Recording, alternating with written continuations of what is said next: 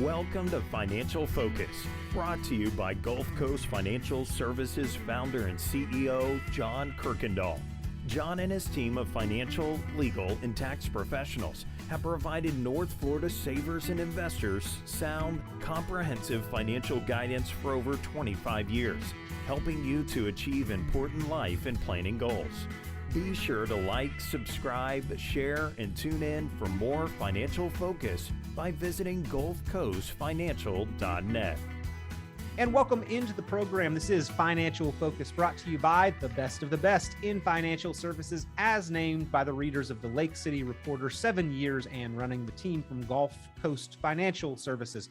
Founder and CEO John Kuykendall joins us each and every week, providing proactive guidance and insight for savers and investors looking to improve their outlook into their financial futures. And John, we always enjoy and appreciate the clarity that you bring to the planning world. Well, thank you, Peter. I try to bring it down to the smallest level so that we can understand it. I just don't like the voluminous financial plans that you can't understand. I think we have to be simple, and the old keep it simple, stupid. And so KISS method. So we're going to, we do that. And, we're having a lot of changes now. There's a lot of stuff that's proposed, a lot of stuff that's going to be enacted before the end of the year. It's just a busy time for us tax-wise and financial planning-wise, and reviewing these plans that we started out the first of the year with, seeing where we are. And then also, like I said, doing a lot of pre-active tax planning. Well, I know that a big part of your job is keeping the plans up to date, and a large portion of that is looking at the tax implications. Tax laws change. They change pretty frequently. We've actually got a great guest that's going to be joining us on the program to provide some additional insight on that part of the plan. Ed Slott is a best-selling author. He is host of a PBS special, an annual special, Retire Secure and Safe, and he has been named by the Wall Street Journal as America's leading IRA expert. So he can probably provide some great insight on the tax planning world. Well, I follow Ed, and he's got a lot of great advice and a lot of great information that we get from him. And he is certainly probably the most knowledgeable person I know in regards to tax planning and what's available to us, and how we react to every bit of this new tax news, and also just the old stuff too. So I'm really excited about today's show. Ed's a great person, and I really enjoy listening to him.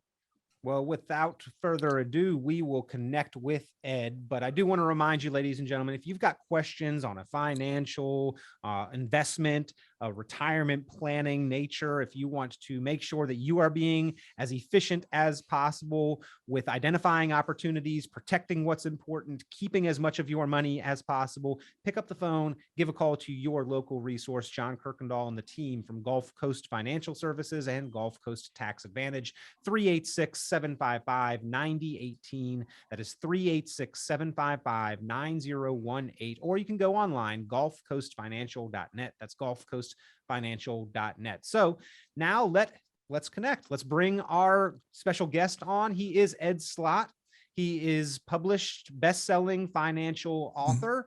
He is host of the PBS special, Retire Safe and Secure, been named by the Wall Street Journal as America's leading IRA expert. Ed, we appreciate your time on the program. Well, thanks for having me back. You just told me it's been 4 years, so I guess every like election cycle we do this. Yeah, well, a lot's changed in 4 years. The administration in the office, as well as in actual tax law and the code. So a lot to catch up on here, Ed. And Ed, we all bemoan taxes. Why do you feel that the majority of Americans need to be thinking about taxes and planning proactively right now? Well, because most people don't realize it, but the money they're saving in their IRA and 401k, I hate to break it to you, it's not really their money. A lot of it is owned already by Uncle Sam. I always tell groups that, your IRA is a joint account with IRS. They're a partner on your account. maybe it's time for a divorce on that, because the longer it goes, the worse it gets.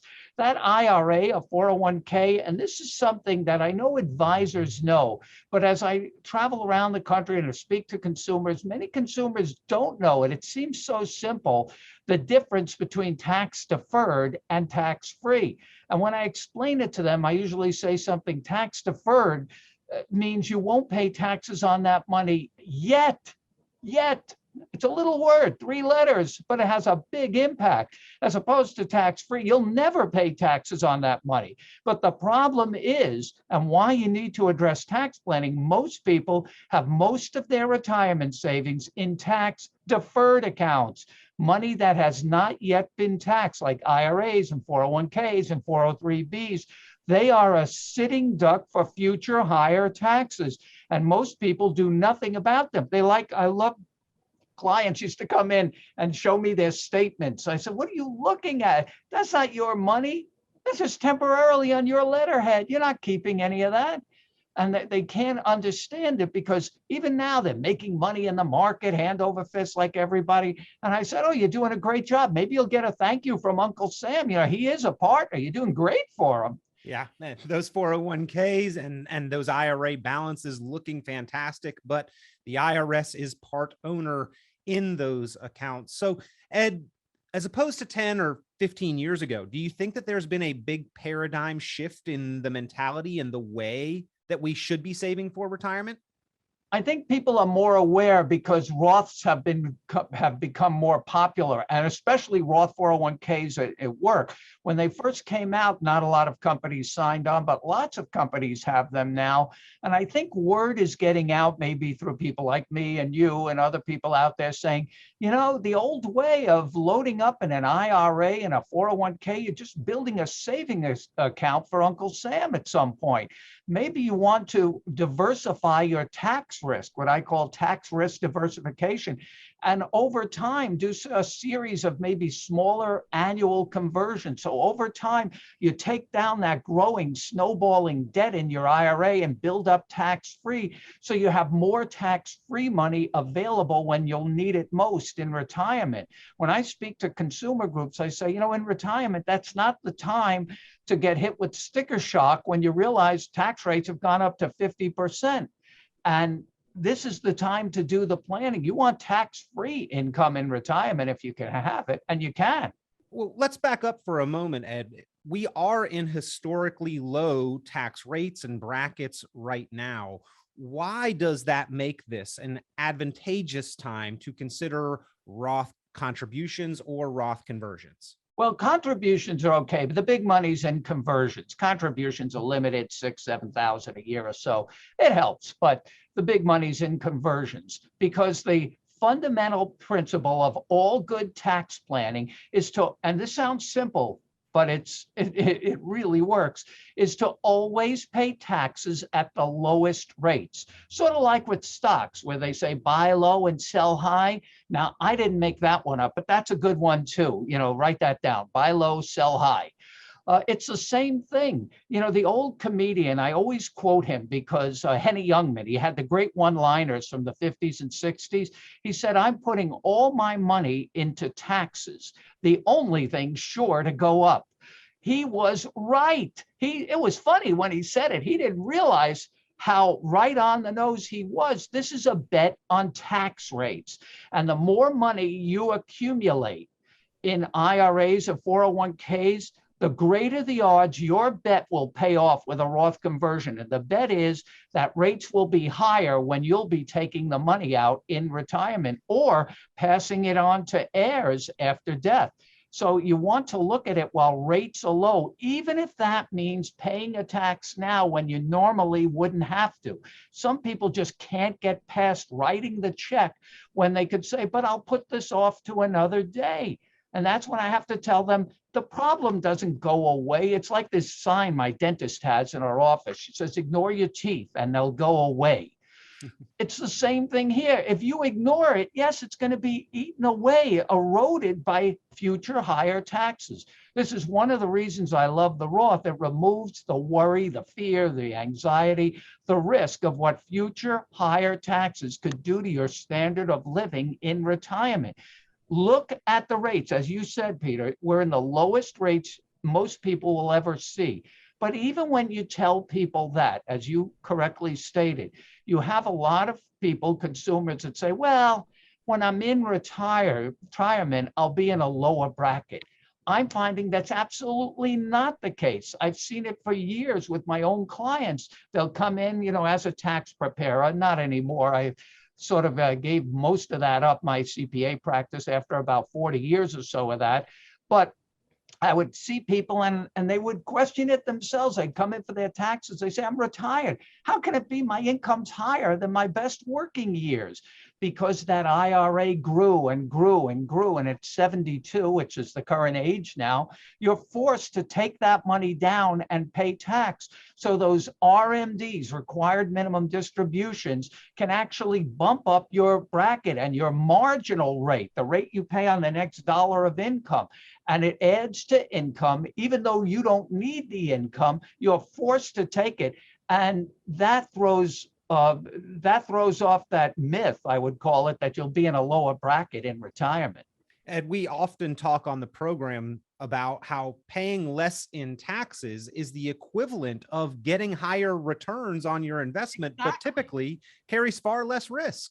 Right. You can make a fortune in good tax planning. But you know what? Most people, like I said, don't want to look at that. They don't want to pay a tax up front. It goes against the grain of everybody. Why would I write a check when I could keep deferring?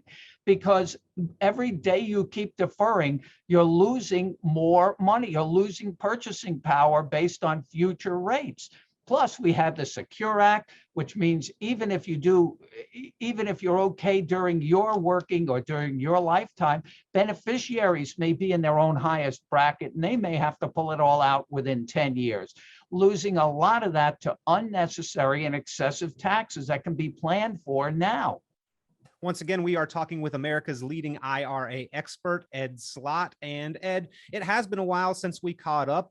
Some things have changed. Other things are being proposed to change a lot, but let's talk about law already on the book for just a moment. The Secure Act passed in 2020.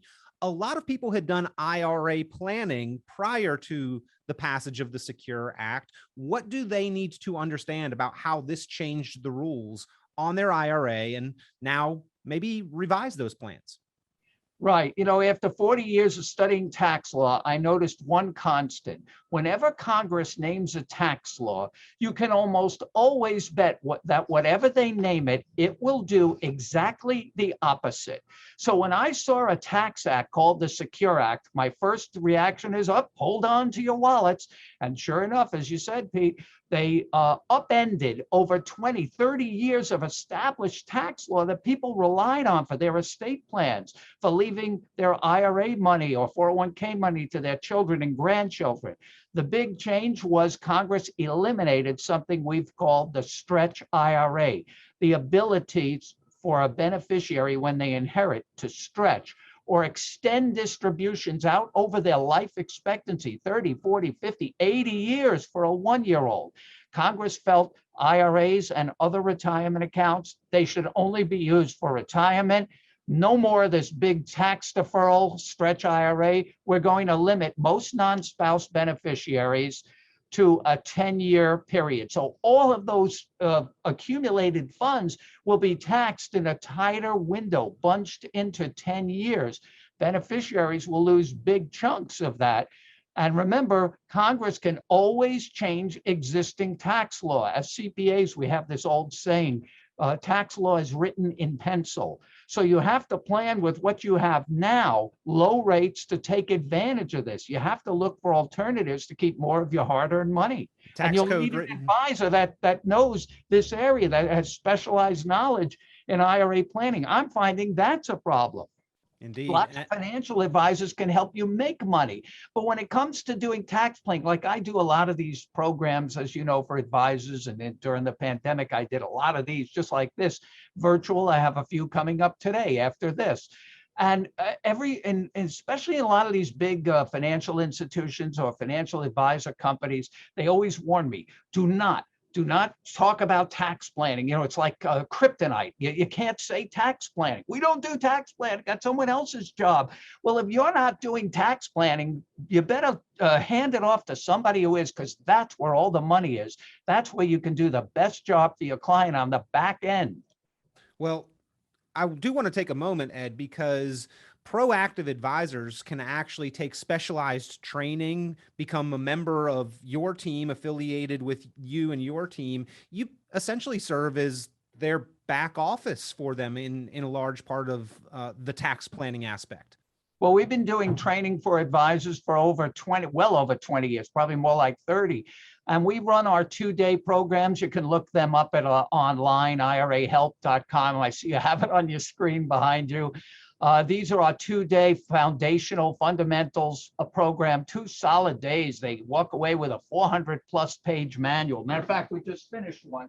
Here's what this manual looks like. There's a visual. This is my copy with my own speaker notes on here. Me and my team of IRA experts, over 400 pages in 2 days, covering everything. We have this section 25 IRA rules you need to know. This is based on all the mistakes I've seen over 30 years, the biggest ones made mainly by advisors who didn't know the rules. We cover that. We cover trusts. All those rules changed after the Secure Act. Even the Tax Cuts and Jobs Act, you go before that.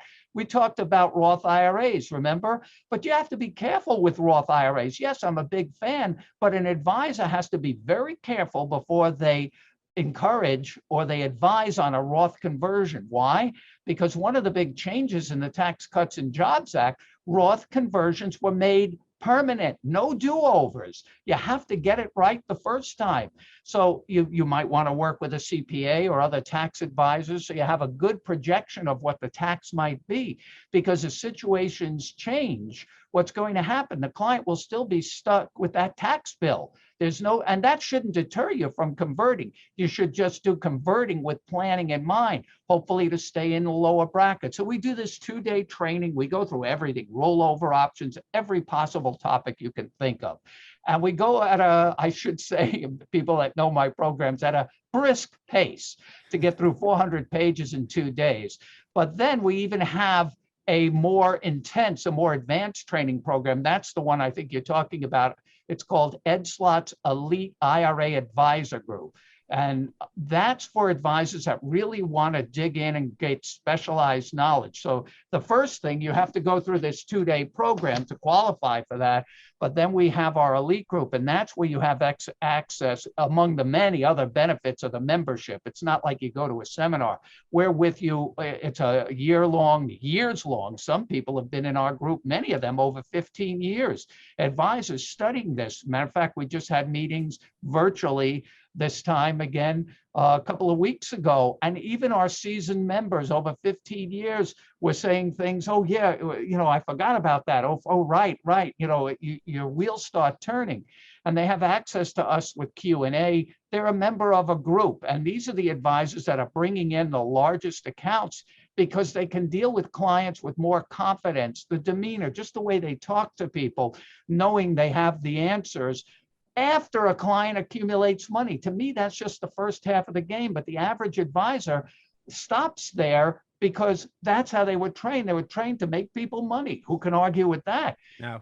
I will say this, though, Ed. I think every financial recommendation does have some tax implications that are going to be involved. So it's better as an investor, as a saver, being proactive to deal with somebody who does have some amount of specialized training on the tax implications and consequences as well. Kind of circling back to that Secure Act, Ed, does the end of the stretch IRA provision amount to basically no more than a de facto windfall death tax for the IRS?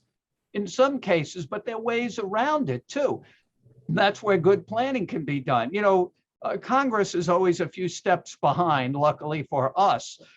So all they did with the Secure Act, I think, is incentivize all of us to do the better planning that we should have been doing all along. So now we know Congress doesn't like IRAs for wealth transfer and estate planning purposes.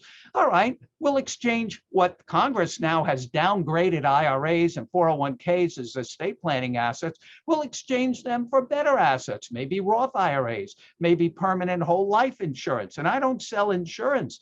But to me, that may be a way better plan for certain clients to take down some of that IRA money, like we talked about with a Roth, put it into an insurance policy and leave that to the beneficiaries where they don't have to worry about the 10-year rule about RMDs or even taxes, because that will be income tax free. And the client can find that with life insurance, especially if they want more control, they can use that for a trust. It works much better. Even before the Secure Act, the life insurance plan worked much better than an IRA going into a trust.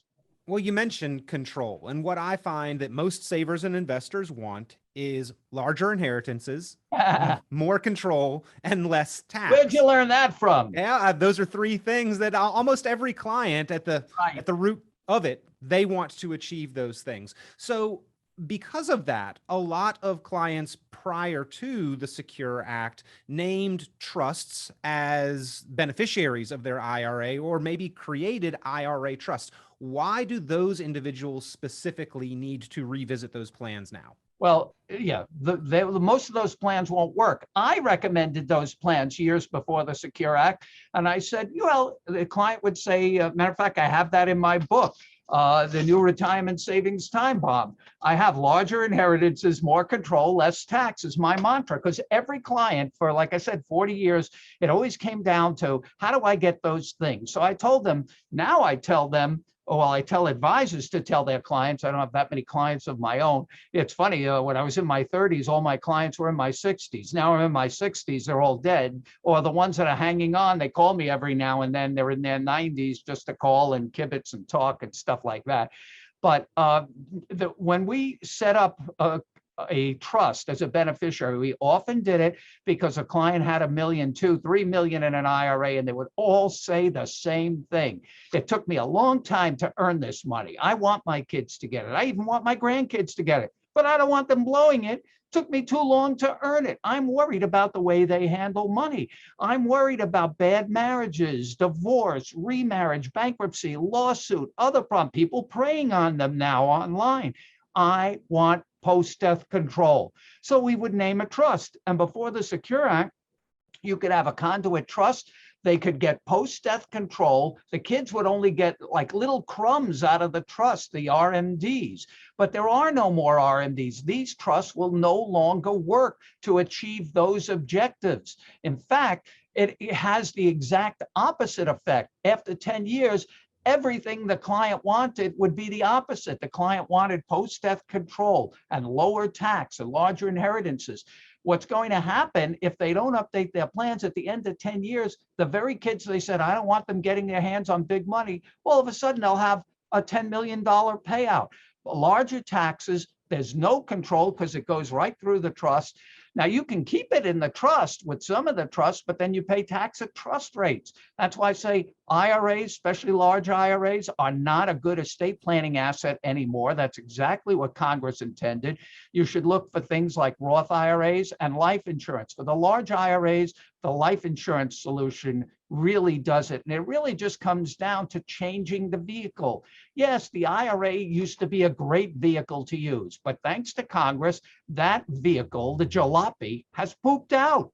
It's time to change vehicles, upgrade to a limo, a life insurance limo. The client doesn't care what vehicle will get them there. They just want those three things: larger inheritances, more control, less tax. Where do I sign?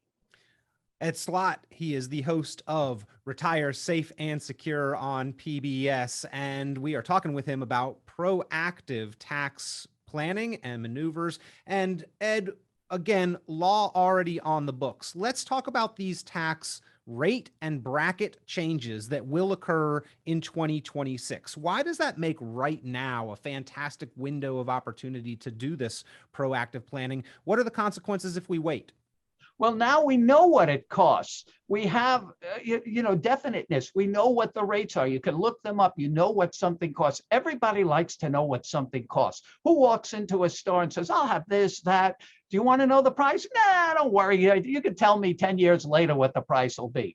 Nobody does that. They want to know what it costs. And there is a cost to moving, I always like to say, from accounts that are forever taxed to accounts that are never taxed, tax deferred to tax free.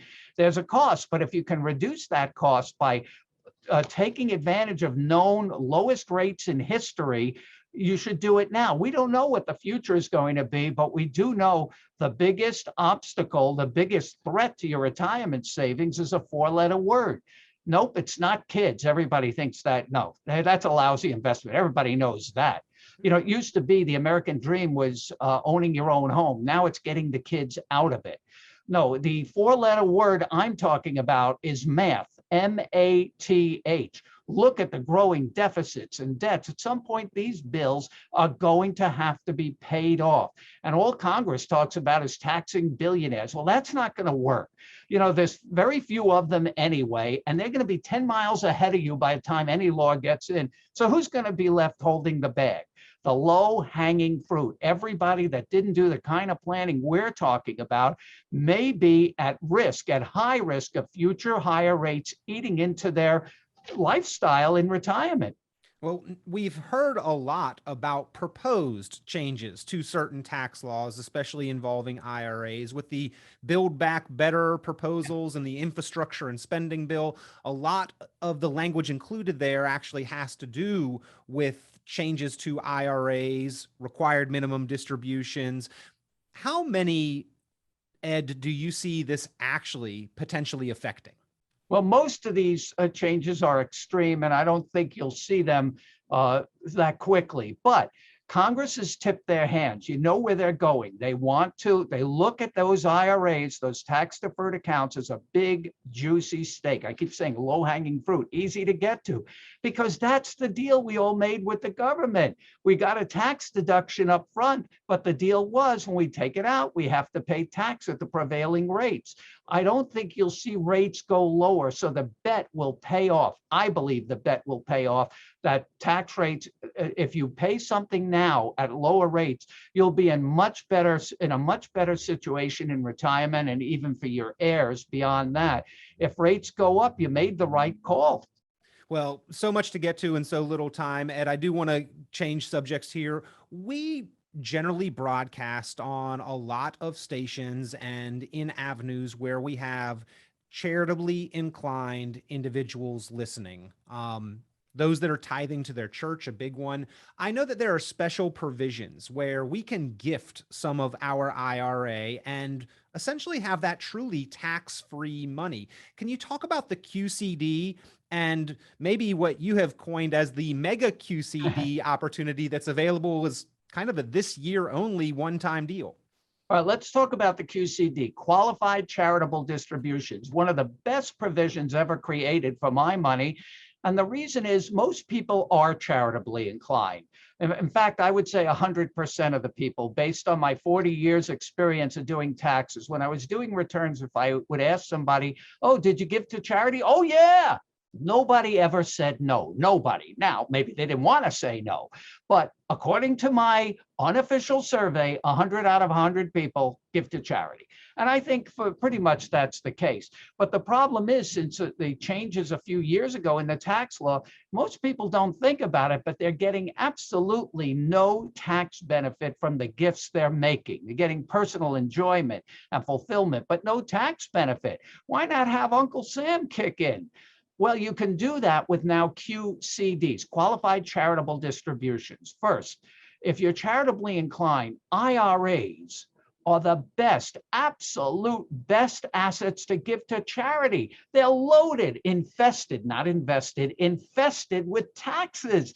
That's the kind of stuff you want to give to charity because they don't pay taxes. They don't care. They'll get you used, beat up IRA. They don't care. That's full value for them. So that's the money you want to give. You want to save the other money for your family where they might get a step up in basis and other advantages, not the IRA money. So this is a provision that allows people who are not getting any benefit. And when I said they're not getting any tax benefit, because most people no longer itemize their deductions. They take the new higher standard deductions, so they're getting no tax benefit. They're not getting a deduction.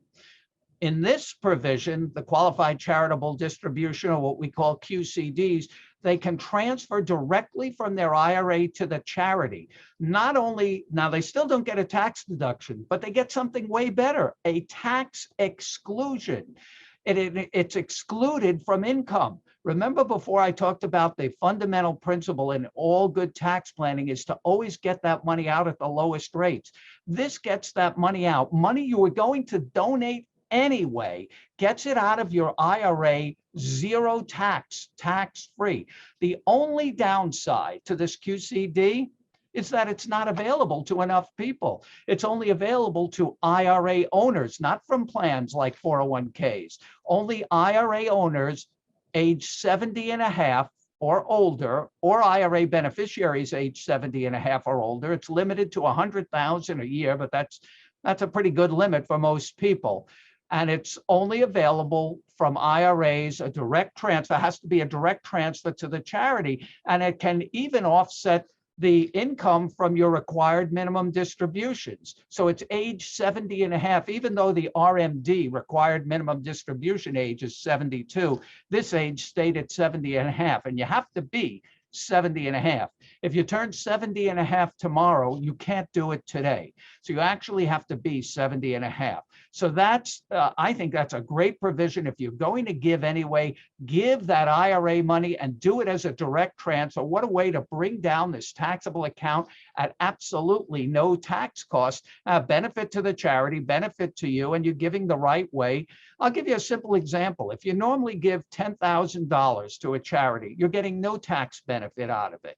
If you do a $10,000 QCD and you're at a 24% tax bracket, you'll save $2,400, real dollars, right off your tax bill just by giving the same amount this way. The only loser is Uncle Sam. Now, you asked me about this other thing I call the mega QCD. Yeah, and this probably doesn't apply to a large number of people, but for the one or two people in the audience that it does apply to, a pretty significant savings opportunity. Yeah, don't look up mega QCD. I totally made that up. I had to call it something. Mega QCD for this year. Now I sound like an infomercial, Peter. You know, for this year and this year only, you get a one-time shot. It was actually last year too, but the break from the Stimulus Act ends after this year.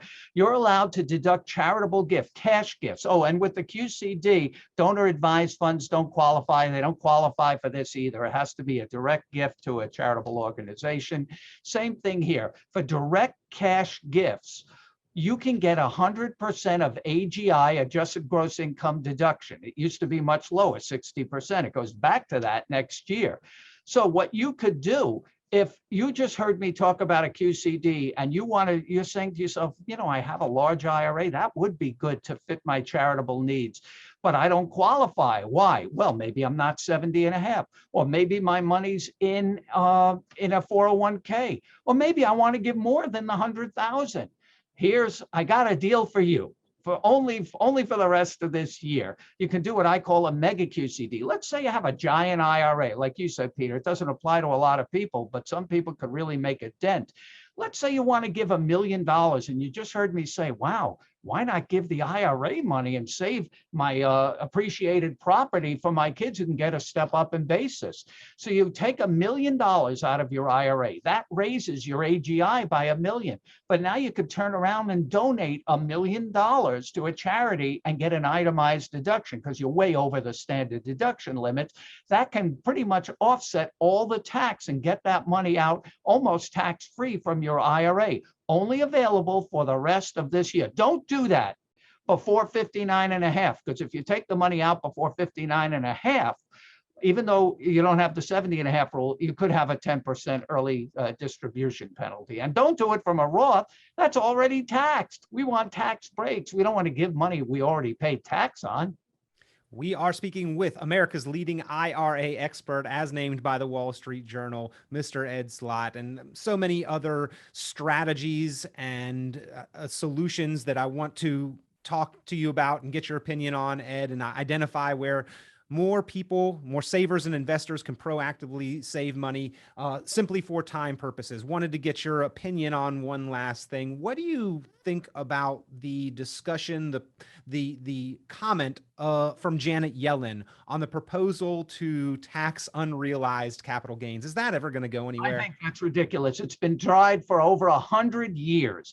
You know, step up in basis, that's what we're talking about. I don't know if it's the unrealized or the step up in basis. They're kind of similar in some aspects, but I don't know if that's what you meant. The step up in basis is 100 years old.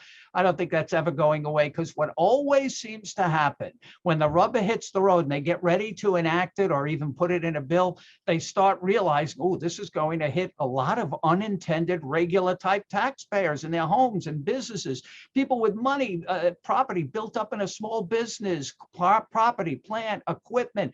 You know, you're just hitting all the wrong people. It's always the way to me. Whenever they want to do something that they say will get the really rich people, they throw out this net. The rich people, the big fish, they're already swimming in another ocean by then, and they capture all the small fish. So it always gets hit. I always believe these things always fall on the regular working people, unintended targets. So I hope that doesn't pass. Plus, the idea of taxing unrealized wealth that you're talking about, that's like doing an estate tax every year to find out their net worth. Now, these billionaires, can you imagine, you know where their holdings are all over the world. Half of the time you can't even find them. It would take IRS maybe 10 years to figure out what they're even worth. And they have to do this every year and then tax it. And then how is it going to look politically when one year their net worth, and they have an army of accountants and lawyers that can make their net worth almost look like a loss. And then the government is going to have to issue billions of dollars in refund checks to these billionaires. How would that look like? How would that look politically? I don't think this is a workable thing. They're just chasing after these so-called wealthy, rich people. There's not enough of them. You may have seen Elon Musk's made a comment, which I agree with. He said, once you run out of other people's money, they're going to come after yours. Well, they're not going to get their money, so all that's left is yours. Well, larger inheritances, more control, less taxes, common goals for most proactive savers and investors. Ed Slott has been helping people achieve those things for years. And I think the key to that, Ed, in a large part, is some smart, proactive tax planning. Thank you for joining us and providing your insight on how more of us can get proactive and rethink how we're handling our taxes. Well, thanks for having me on the program and having my website flash on behind you there. I was going to say earlier, I said, well, that looks familiar. And then it hit me. Oh, there's my book. There's our 2-day program. This guy's, anyway, thanks for having me on the program. Always a pleasure, Ed. We appreciate the time. Look forward to having you back here in the near future. Okay, thanks. Well, that was a great interview with a very knowledgeable expert in the area of tax planning. Ed Slott, man, he moves at a quick pace. Lots of important information packed in there. John, anything in particular that you took away from that you feel proactive planners should be paying special attention to? Well, I think one of the things that he mentioned, Peter, was the fact that life insurance now is a great financial planning tool. It's a great estate planning tool also. It's one of the few things that passes tax-free. So the death benefit, which it's always been tax-free, but also that we can build up that tax-free income within the policy. And these new policies, I got to tell you, Peter, I've been selling life insurance for over 50 years now. I hate to say that, but the new policies are so much better than the life insurance that our grandfathers and our fathers had, that it's just no comparison. This is great stuff.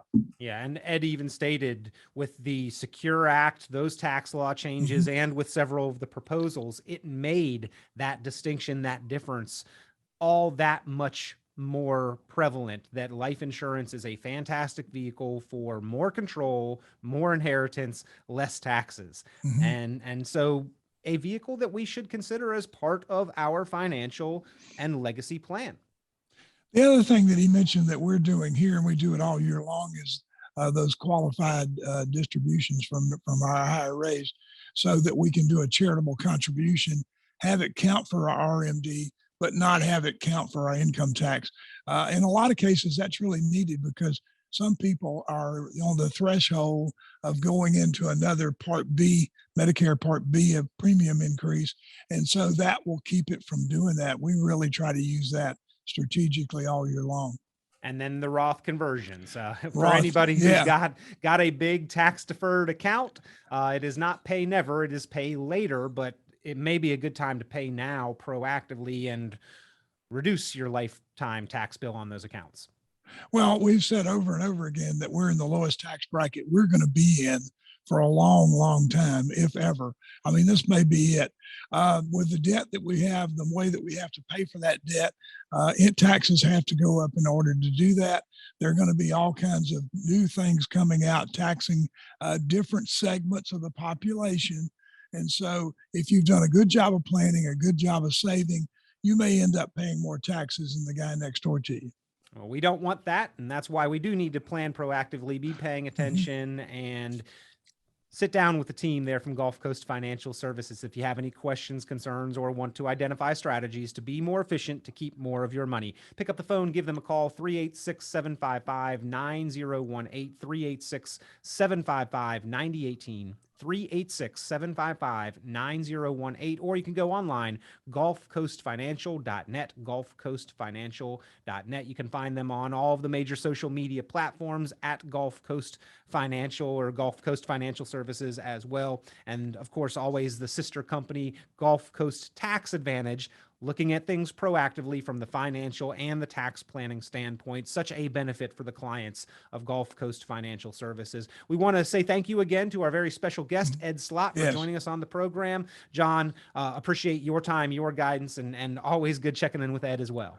Oh, yeah. Well, thank you, Peter. I appreciate you arranging for Ed to come on the show today. I just hope everybody out there has a good week.